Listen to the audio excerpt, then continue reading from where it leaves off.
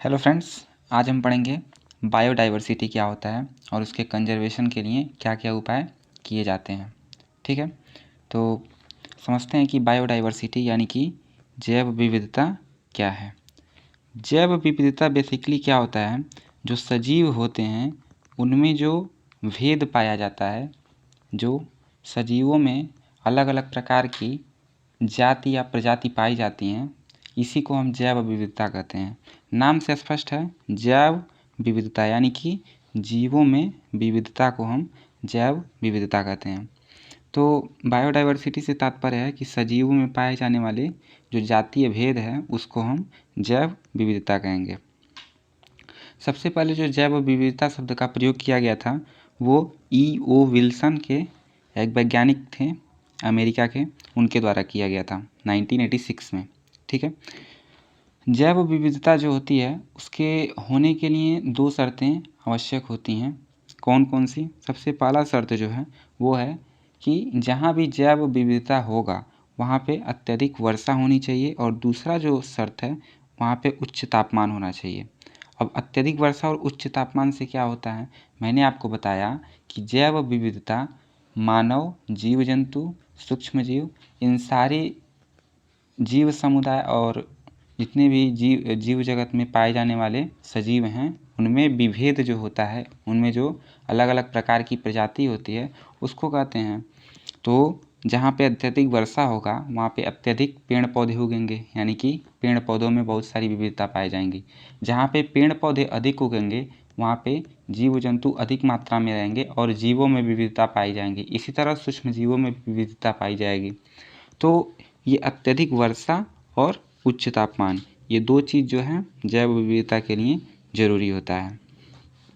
अब जानते हैं कि सर्वाधिक जैव विविधता क्षेत्र विश्व में ग्लोब पे कहाँ पे है। तो मैंने आपको बताया कि अत्यधिक वर्षा और उच्च तापमान जहाँ भी होगा वहाँ पे जैव विविधता के क्षेत्र पाए जाएंगे।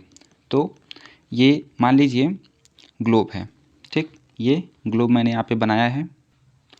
ये ग्लोब मैंने आपको बताने के लिए अब मैं एक ग्लोब बना रहा हूँ, इसको देखिएगा। जैसे मान लीजिए ये है, यहाँ पे इसको 0 डिग्री देशांतर रेखा कहा जाता है, ऊपर 23.5 डिग्री और नीचे भी 23.5 डिग्री ये होता है।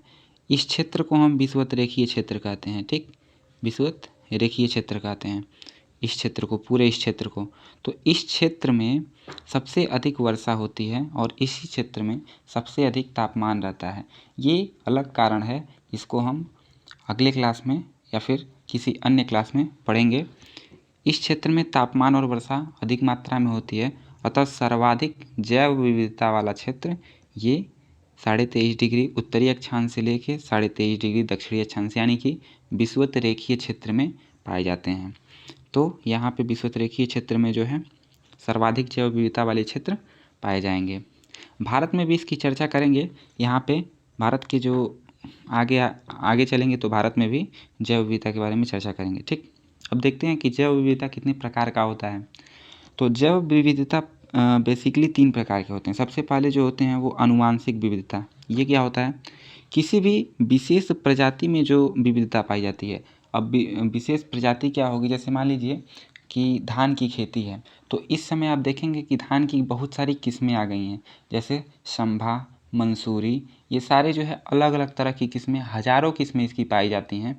तो ये जो विविधता है, एक ही प्रजाति के फसल में बहुत सारी विविधताएं आ गई हैं, इसको हम आनुवांशिक विविधता कहेंगे। ठीक है, दूसरा जो है जातिगत विविधता।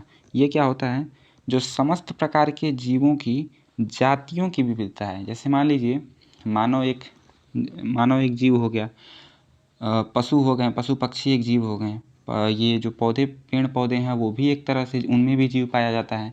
तो इनमें जो विविधताएं पाई जाती हैं, जैसे मान लीजिए पशु में विविधता हो जाएगा, यहाँ पे शेर, भालू, गीदड़, कुत्ता, ये सारे अलग अलग पशु हैं, ठीक, जानवर हैं। तो इनमें जो विविधताएं पाई जाएंगी वो होंगी जातिगत विविधता।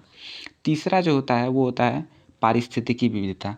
ये जो है थोड़ा सा बहुत ही कम देखने को मिलता है। ये जैविक समुदायों में जो विविधताएं पाई जाती हैं, जैसे मान लीजिए किसी एक एरिया में रहने वाले लोग कैसा उनका पोषण स्तर है, कैसा उनका आवास स्थल है, ये सारी चीज़ें दूसरी जगह पे रहने वाले लोगों के पोषण स्तर और आवास स्थल से भिन्न होते हैं। इसको जो है हम पारिस्थितिकी विविधता कहते हैं। ठीक है, तो ये 3 प्रकार की विविधता मैंने आपको बताई, जैव विविधता, आनुवांशिक विविधता, जातिगत विविधता और पारिस्थितिकी विविधता। अब इसके अंतर्गत जो है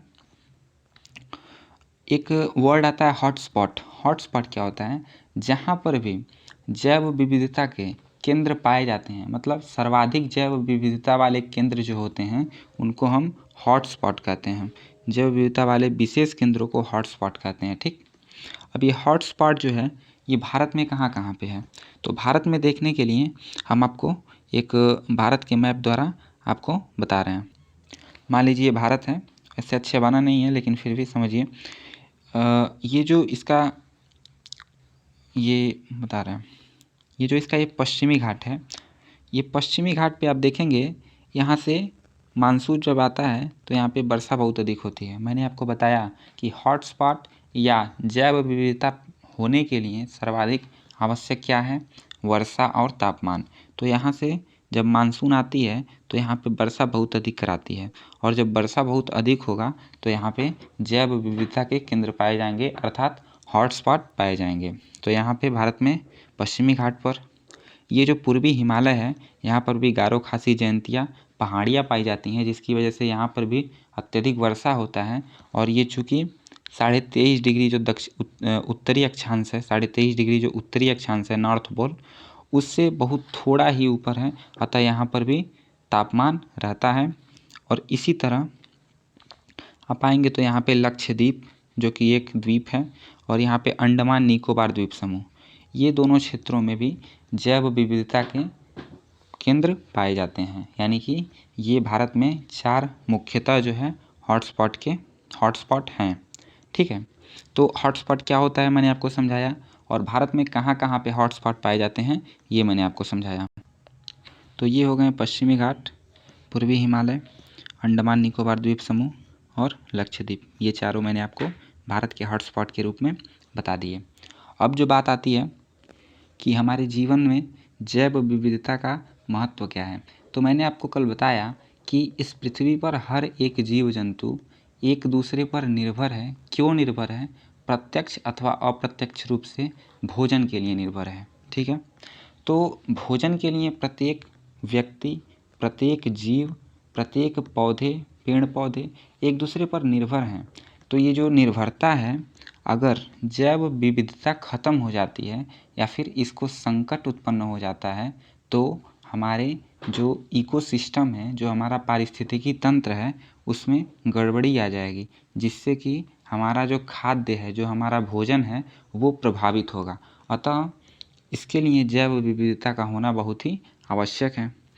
और पिछले कुछ दशकों में जैव विविधता में संकट भी उत्पन्न हुए हैं, जैसे प्राकृतिक आवासों का नष्ट होना। अब बहुत सारे जो आवास होते हैं, जैसे जंगल होते हैं, जंगलों की कटाई होती है, तो वहाँ पे जो जीव जंतु रहते हैं वो जो है उनका आवास ख़त्म हो जाता है, इससे वो लुप्त होने की कगार पे आ जाते हैं। ग्लोबल वार्मिंग हो रहा है, जो टेम्परेचर बढ़ रहा है उसको ग्लोबल वार्मिंग कहते हैं। तो ग्लोबल वार्मिंग होने से क्या होता है, जीव जंतु जो है उतना टेम्परेचर सहन नहीं कर सकते हैं, और बहुत सारे जो सूक्ष्म जीव रहते हैं वो भी अत्यधिक टेम्परेचर पर मर जाते हैं। अतः ये भी एक प्रकार से लुप्त होने का उन लोगों का कारण है। तीसरा जो है संकट, वो है विदेशी प्रजातियों का आक्रमण। जैसे मान लीजिए अगर भारत में कोई विदेशी किस्म का कोई फसल आ जाए, ठीक है, और अगर वो फसल एकाधिकार जमा ले भारत में, तो यहाँ से जो भारत में अन्य किस्म की जो फसलें हैं वो धीरे धीरे लुप्त हो जाएंगी। अतः जो विदेशी प्रजातियों का जो आक्रमण होता है उससे भी हमारी जैव विविधता जो है वो प्रभावित होती है। चौथा जो रीजन है वो है नगरीकरण और औद्योगिकरण। जैसे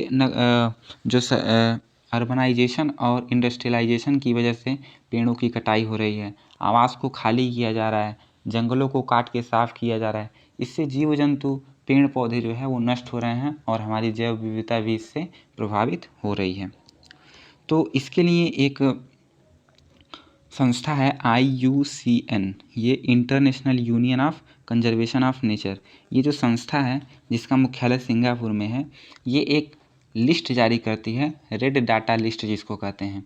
इस लिस्ट में ये कहा जाता है, मतलब जो भी जीव जंतु पौधे जो भी लुप्त होने की कगार पे हैं उनका नाम ये प्रकाशित करता है अपने इस रेड डाटा लिस्ट में, और इसके माध्यम से उस जीव को, उस पेड़ पौधे को, उसको संरक्षित करने की प्रयास किए जाते हैं। ठीक है, इसके प्रयास में जो है जैव विविधता के संरक्षण के लिए भी कुछ उपाय किए जाते हैं, राष्ट्रीय स्तर पर भी, राज्य स्तर पर भी और अंतर्राष्ट्रीय स्तर पर भी।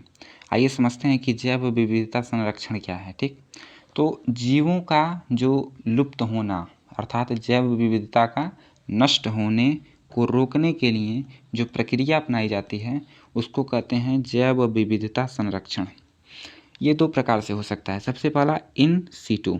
इन सीटू क्या होता है?